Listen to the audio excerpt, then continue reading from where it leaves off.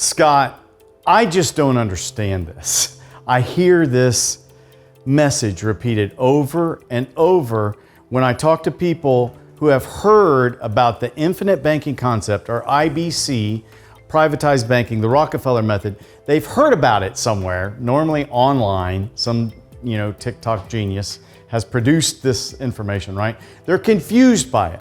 Why are they confused by the idea of a banking system? Is it that complicated? Why do people struggle? Well, I propose the reason why people struggle is because they don't have a place for it to fit. Because you probably have never seen a system that's based completely off collateralized positions. Most people operate with their own cash or with their own credit. They don't know that there's a third option that the wealthy have been using for generations. The reason they don't know is because it requires a foundation of training. It requires a place for you to be able to take in or assimilate information, and for it to have a place where it fits. So most people, because they don't understand it and haven't used it before, when they try to take this in, there's no place for it to go. And so confusion results. And most of the time, when you or I and human nature are confused, we do nothing. And if you make that mistake here, it could affect your financial life and your family's financial lives potentially for the next 4 generations. So you understanding infinite banking or the privatized banking concept is essential for your family. So I'm going to give you the framework. To give you another quick analogy, lots of people, if you're building a house, well, you don't start with putting up framed walls. You don't start with a roof, right? You start with pouring a foundation on a nice graded piece of property. They cut the foundation into the earth and then they fill it with concrete and concrete blocks, right? Why? So it's built on a solid foundation. Then the house has somewhere to sit. So here, the house is your understanding of this, right? So before your understanding has a place to sit or reside, let's pour the foundation. Let's give you a place where you have a framework. So this starts with you understanding the banking principle. What's the banking principle? So there are 2 banking systems in the United States. They run kind of parallel to each other, but most people are only familiar with one, the public banking system. The public banking system is regulated by a law called the Dodd-Frank Act, signed into law by President Obama in 2011, okay? If you go back and take a look at that, you'll see there's all kinds of things about the Dodd-Frank Act that protects corporations, but leaves you, the client, exposed. Our office has read through those 1,000 pages in that official piece of legislation, and we've condensed it to 7 pages of summary. So thank you for our back office for doing that for us. So we can email you that piece so you can look at that 7-page summary of the Dodd-Frank Act. So in it, you'll see that banks, the moment you pull up to your bank, let's do this kind of in our mind. You pull up to your bank, that little plastic tube comes out. You open the plastic tube and you insert your deposit. Let's say that you're going to deposit $10,000 in the bank. You take your $10,000, you put it in that little plastic tube and you push send, right? And that thing goes right into the bank. When it goes into the bank, the very first person, listen to this, the very first person that touches it must be a bank employee. Why? The person at the front door, that's the security, probably contracted out. The person that handles the software, probably a contract employee. The people that clean the premises and make sure it's clean and sanitary, probably contracted employees. Why must the first person that touches that tube be a bank employee? Because what's just occurred is not only a financial transaction, that's obvious, but it's also a legal transaction, much less obvious.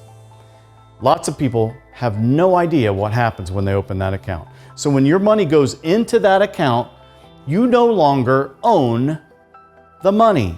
Now you're the owner of the account, and the description, legally speaking, is you have a reasonable expectation for or payment. In other words, you have a reasonable expectation that you'll go there and you can access that money in the future. And you say, well, Scott, naturally, the whole reason why I put the money in there is so I can go back and get it, right, in the future. Understood. But there are many things involved behind the scenes that people are just not aware of. Now, I'm not saying, don't hear me say what I'm not saying. I'm not saying, don't trust your bank, banks are bad. We use banks every day, okay? So it's not that. But banks are not the best warehouse for your wealth. There's a much better place to put that. So we recommend you keep 3 months, maybe 2 months worth of expenses in your bank account. Everything else should be transferred into your privatized banking system. Several other things. It's exposed to taxation. It's exposed to creditors on the public side.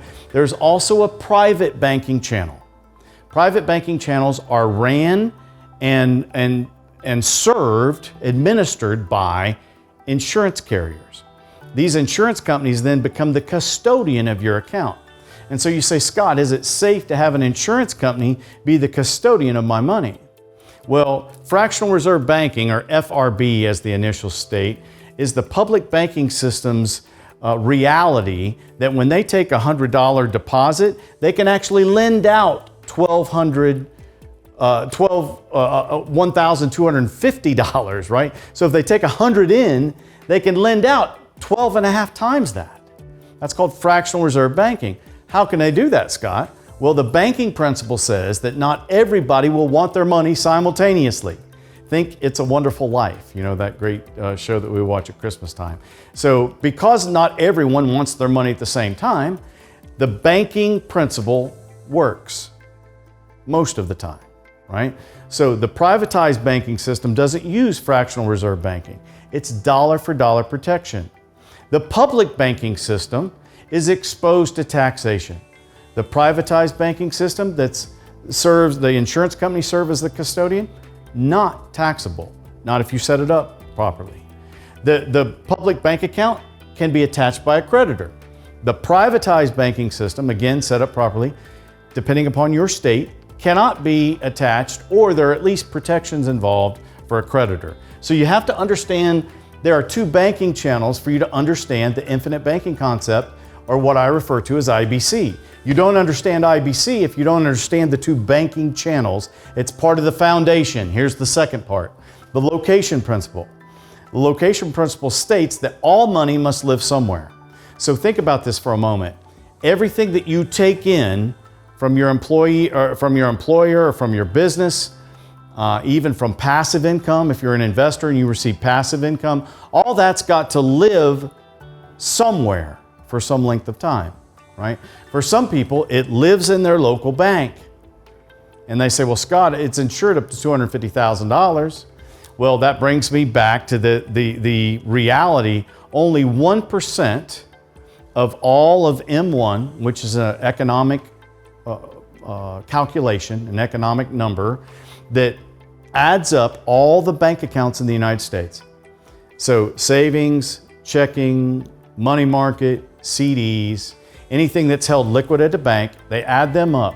FDIC, if the system were to somehow fail, if there were a systemic issue, like almost happened in 08-09, 2008, 2009, if that were to occur, then what happens then is that there's only 1% of that total money that's covered by FDIC.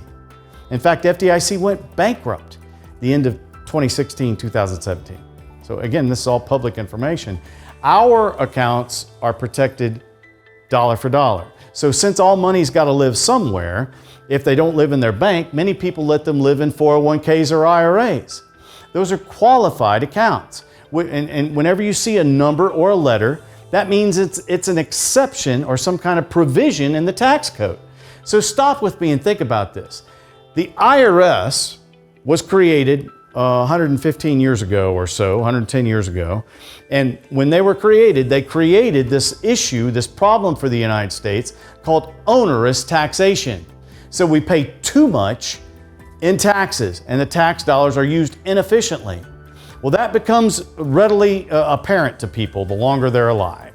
And so they think Social Security will come and save the day But the problem with Social Security is they found that it was insufficient, that there were people that worked their entire lives in the United States, gave their life to a company in many cases, and in the end, Social Security and their retirement wasn't enough. And to make matters even worse, pension plans, which is what everybody used to have for their retirement, became too expensive for the corporations to maintain. So what they do? They replaced pension plans with the infamous 401k. So a 401k is the IRS's solution to our problem in the United States. Now, doesn't it make you question if the people that created the problem then are the people to solve the problem? You should be a little bit suspect, okay? So if it's not 401ks, it's IRAs. It's that place where people are letting money live. A lot of people have a lot of money living in their primary residence. Now that's an emotional decision and a financial one. Talk with one of our advisors about what's best for you. But all their money is living in those places. Qualified accounts, their bank account, sometimes their primary residence, sometimes it's other investments. Mutual funds are living in the market. So wherever your money's currently living, I want you to understand, according to the location principle, it could live and it should live in a properly structured infinite banking concept system of accounts. Listen to this word, first, before it's deployed somewhere else.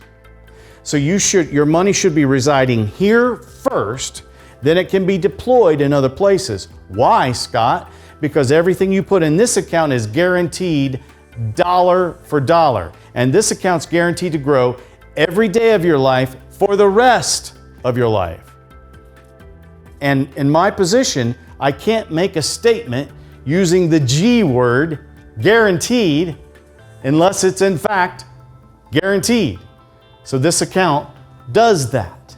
So there's no better place for your money to live than right here. You're protected from taxes, you're protected from creditors, it's guaranteed in growth, there's no risk involved, it's not in the market, and it can be used as a banking system today and a retirement system later on. So the same account can be used for both things. That brings me to the final principle that you have to understand. So you understand the banking principle, 2 channels. You understand the finance or the location principle, all your money's got to live somewhere. The last, third and final piece of your foundation so that you can understand IBC. Again, most people skip this when they try to explain it to a client. That's why the client has difficulty understanding. So this piece, the finance principle, is all your money, everything that you ever buy is financed. Everything, okay? So most people, 90-some% of the population, if they're buying anything over $1,000, they have no choice but to put it on plastic, on a credit card, because they haven't accumulated the capital. Well, what we show them is a safe way to accumulate capital where they don't have to do that. Why is debt such a problem in the United States? It's not because of the interest rate. Interest rates are by and large a ploy to get you to buy something from a seller. It's a marketing instrument, by and large. Your bank account doesn't understand an interest rate, but it does understand what it translates to, right? It translates to a volume. It's the volume of interest that matters. So that portion is part of the finance trap, charging things. The only other option you have is to pay cash. Lots of people think that's wise to pay cash. Wealthy people do not use their own cash. They use someone else's. Okay? So for us, as part of the finance principle, we give you a way where you don't have to spend your own cash. Spending your own cash comes at a cost. That cost is about 12% in the 3 to 4 year time range. So if I paid $10,000 for a car, let's say a used car, then I paid an extra $1,200 just because I gave that up in what's called lost opportunity cost. So once you understand these things, the banking, location, and finance principles, then IBC makes sense.